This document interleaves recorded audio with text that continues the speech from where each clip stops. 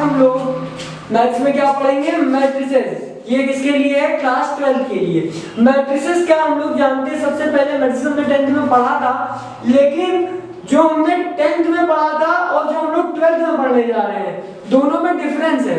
12th में आपको basic से बेटा एकदम स्टार्ट करना होगा, बिल्कुल बेसिक से स्टार्ट करना होगा, याद रखिएगा। कहां से स्टार्ट करना है, बिल्कुल बेसिक से।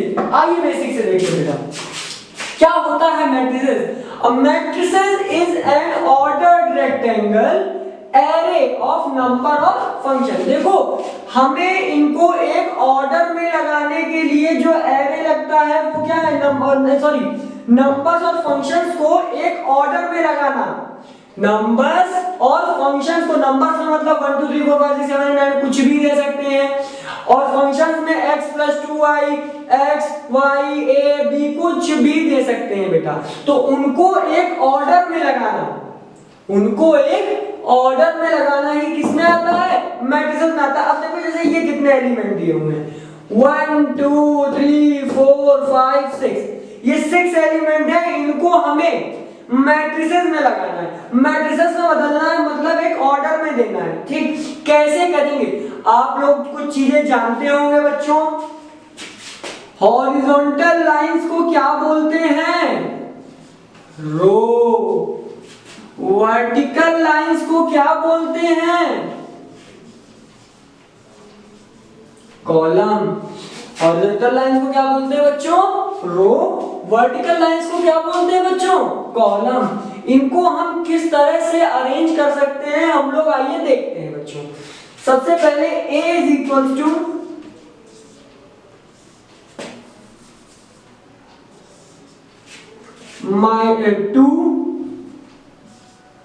-3 5 6 0 1।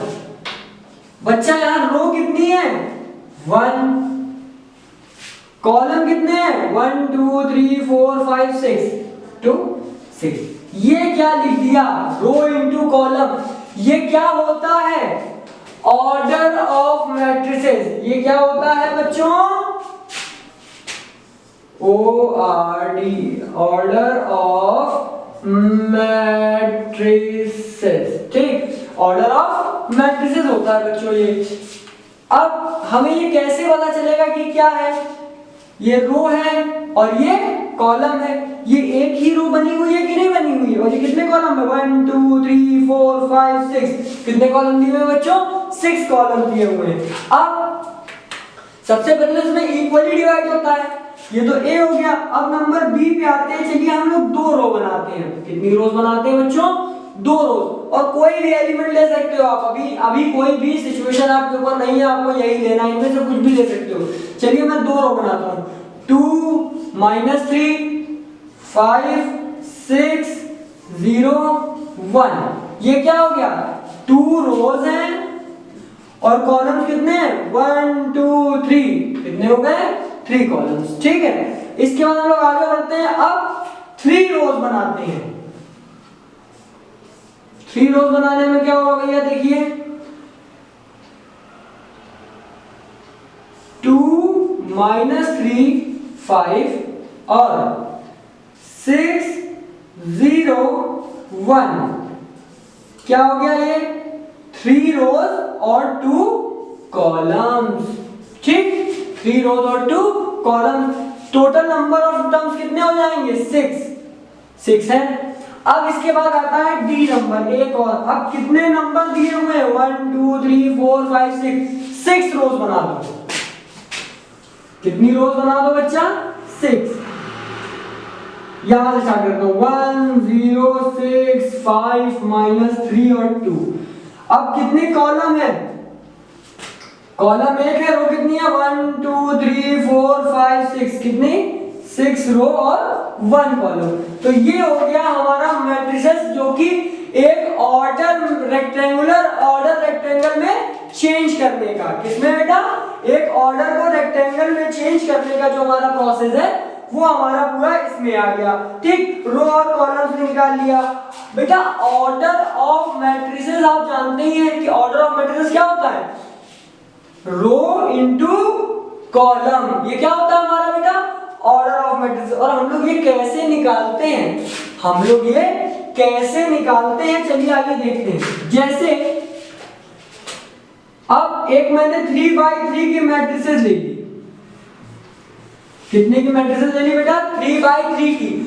हम लोग इन नंबर्स का जो प्लेस होता है उसकी वैल्यूज पुट करने जा रहे हैं। ये नंबर का जो प्लेस होता है उसकी वैल्यूज पुट करने जा रहे हैं बेटा।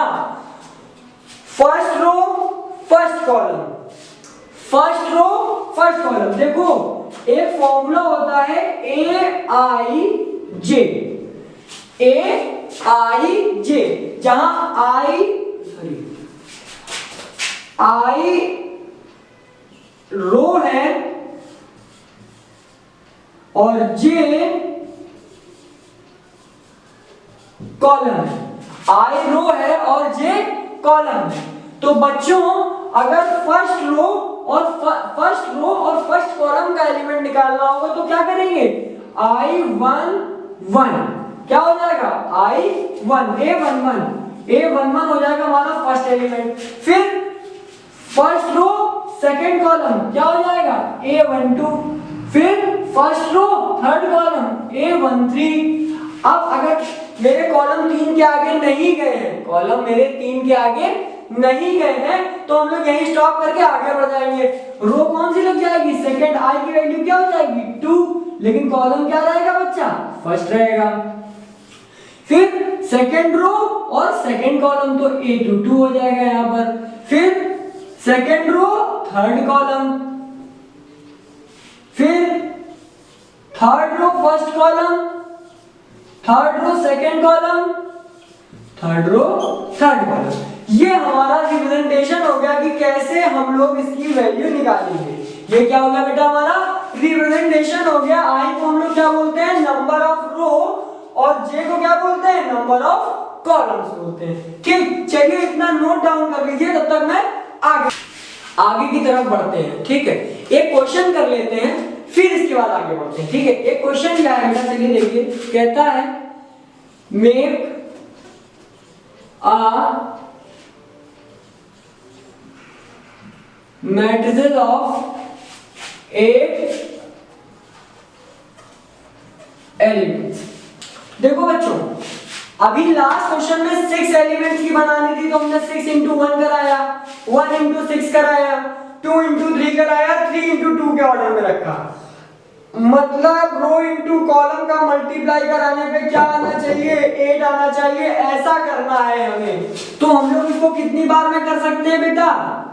एक तो 1 into 8 जब एक रो और 8 कॉलम हो, दूसरा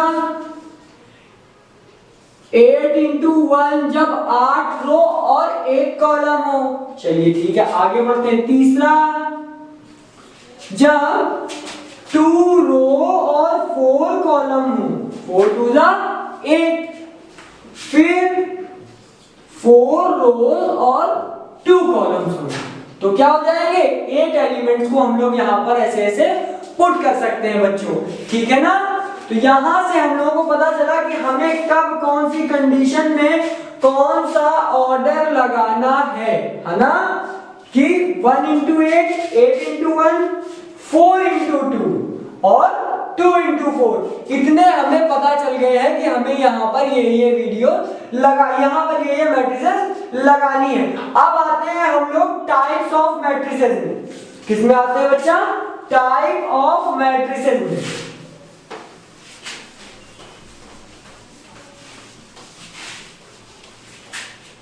टाइप ऑफ मैट्रिसेस में क्या होगा? सबसे पहला है हमारा कॉलम मैट्रिसेस। कॉलम मैट्रिसेस में क्या होता है बच्चा? They have only one column. They have only one column, that are called column matrices. They have only one column. They have only one column। अब एग्जांपल ले लेते हैं। 2 3 4 5, यहाँ क्या 4 रो और 1 कॉलम है, तो ये क्या हो जाएगी बच्चा, कॉलम मैट्रिसेस। अब इसी में सेकंड पार्ट हमारा आता है, बिल्कुल बेसिक से चल रहा है बेटा, किसी को अगर आता हो तो उसको एक बार पढ़ लीजिएगा।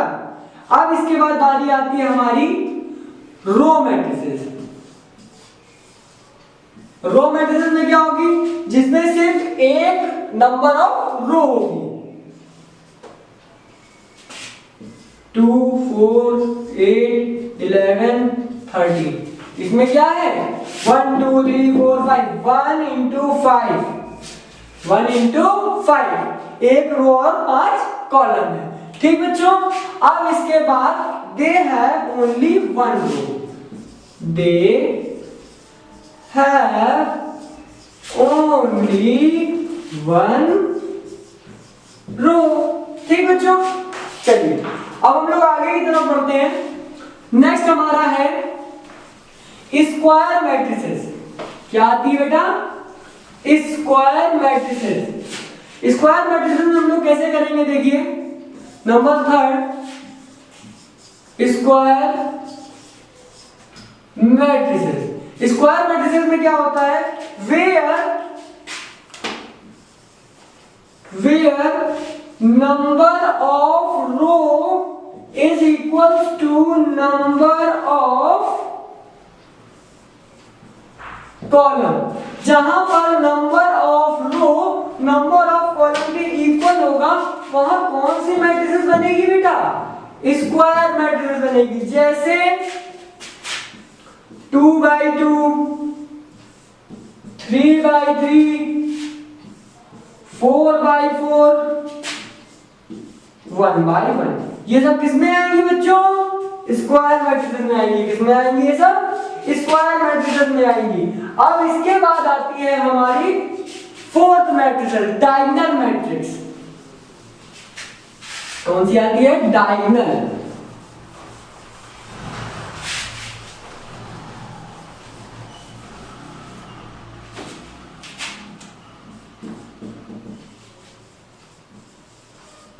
डायगोनल मैट्रिसेस में क्या होता है बच्चा, इसका पहले हम आपको एग्जांपल देते हैं, फिर इसके बाद आप बताइए। चलिए देखिए पहले क्या होता है,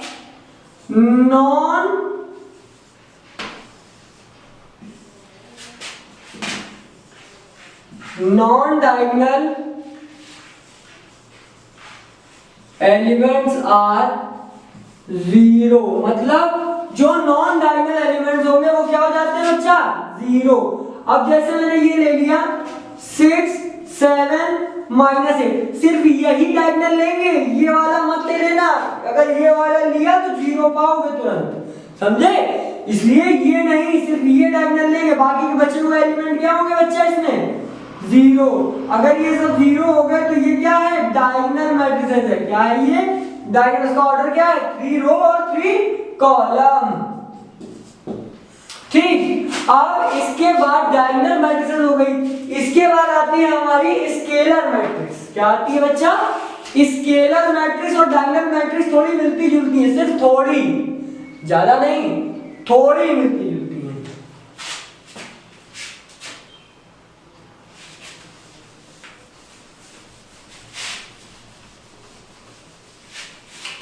क्या होगी, कौन सी बता रहा था मैं, scalar.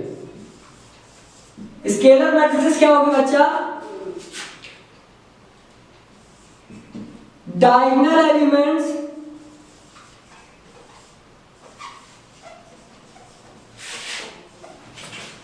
Are equal and non diagonal elements are zero. क्या मतलब समझिए, 4 4 4 डायगोनल एलिमेंट्स इक्वल हो गए, बाकी के क्या होंगे, जीरो होंगे। क्या होंगे बच्चा, बाकी के जीरो। तो ये क्या हो जाएगी हमारी, ये हमारी हो जाएगी एक स्केलर मैट्रिसेस। क्या हो जाएगी बच्चा, ये हमारी एक स्केलर मैट्रिसेस। अब इसके बाद आती है हमारी आइडेंटिटी। कौन सी आती है? आइडेंटिटी। आइडेंटिटी तो बेटा बहुत आसान होती है, शायद आपने 10th में भी इसको पढ़ा था आइडेंटिटी मैट्रिक्स को। तो आई की वैल्यू क्या हो जाती थी? 1 1 1 1, ऐसे तो लिखते थे।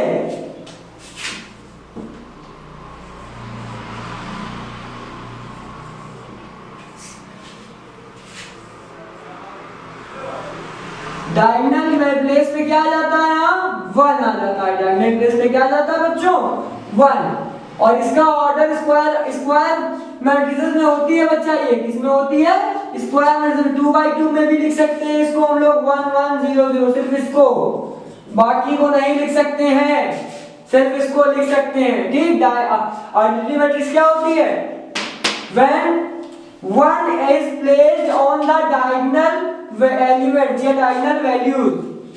ठीक। चलिए अब आगे की तरफ बढ़ते हैं बच्चों। इसके बाद हमारी बारी आती है कि कैसे हम कोई मैट्रिसेस बनाएंगे जब हमें एक फॉर्मूला।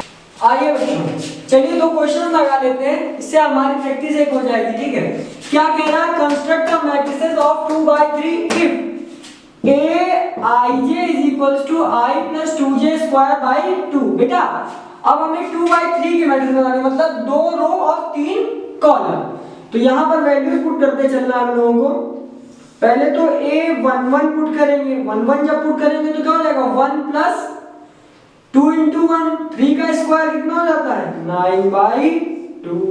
फिर a12 की वैल्यू निकालो, फर्स्ट रो सेकंड कॉलम। 1 यहाँ रखेंगे i की जगह, 2 यहाँ रखेंगे, 4 + 1 5/2, 25/2, क्योंकि स्क्वायर जो है वो सिर्फ ऊपर पे नीचे नहीं है। फिर a13 क्यों? क्योंकि 3 कॉलम्स हैं, जब यहाँ 3 रखेंगे तो 7 हो जाएगा, 7 का स्क्वायर 49/2। ठीक बच्चा। अब a21 first second row first column, जब 21 रखेंगे तो 4 का स्क्वायर 16 को डिवाइड करेंगे 2 से तो कितना हो जाएगा? 8। फिर a22 रखेंगे तो जब 2 यहाँ पे भी 2 यहाँ पे भी 4 तो 6 का स्क्वायर 36, 2 से डिवाइड तो 18 आ जाएगा। फिर a23 3 रखेंगे तो कितना हो जाएगा? 8 64 32। ये हो गए हमारे। अब हम लोग एक मैट्रिसेस बनाते हैं। क्या? पहला a11 9/2, फिर a12 25/2, a13 49/2, फिर a21 8, a22 18, a23 32। ये हो गई हमारी बेटा मैट्रिसेस। सेम इसी तरह आप 11 क्वेश्चन लगाएंगे, सेम इसी तरह आप 11 क्वेश्चन लगाएंगे और मुझे बताएंगे कि आपने कर लिया कि नहीं। ठीक। अब हम लोग बेटा इसके बाद आगे बढ़ते हैं। ठीक है, आगे बढ़ते हैं।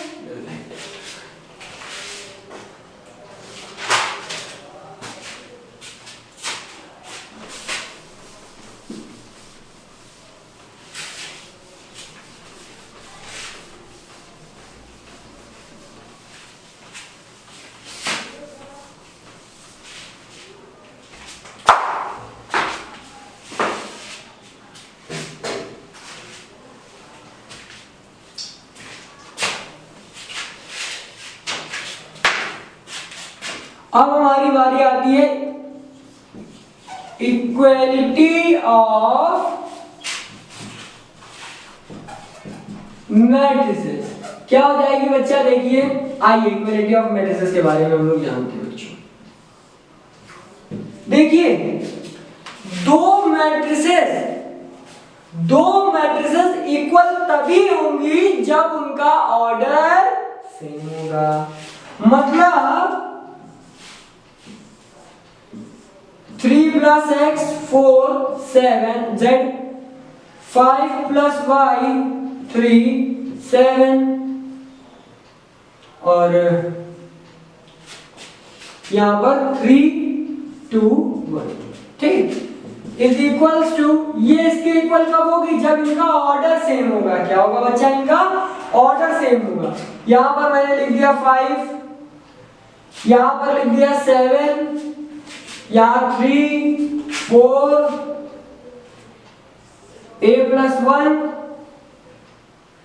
2 4 7 1 3 into 3 का ऑर्डर ये भी है, 3 into 3 का ऑर्डर ये भी है।